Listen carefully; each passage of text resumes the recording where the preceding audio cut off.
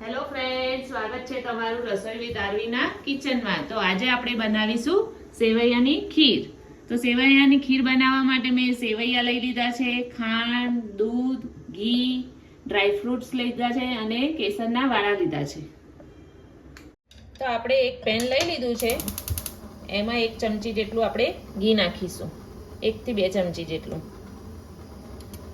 અને હવે આપણે આ જે સેવૈયાની સેવ લીધી છે, આને તમે વર્મીસીલી સેવ પણ કહી શકો છો। તો આપણે આને ઘીમાં શેકવાની છે। તો હવે આપણે આને ઘીમાં 1 થી 2 મિનિટ જ શેકવાની છે।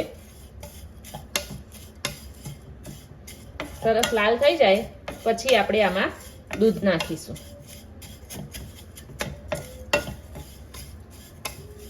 તો આપણી સેવ સરસ શેકાઈ ગઈ છે।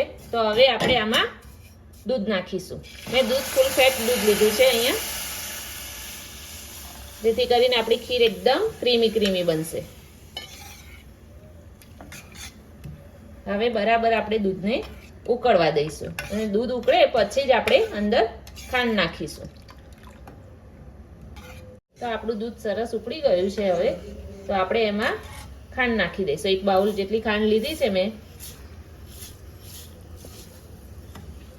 તો હવે દૂધને જ્યાં સુધી ખાંડ ના ઓગળે ત્યાં સુધી આપણે દૂધને ઉકાળીશું।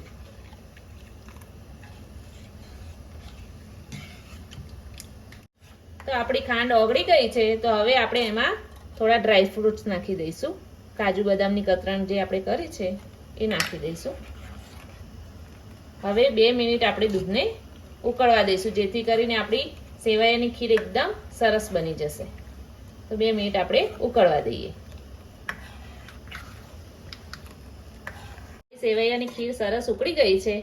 તો હવે આપણે ગેસ બંધ કરી દઈશું અને એક બાઉલમાં આપણે આને સર્વ કરી દઈશું।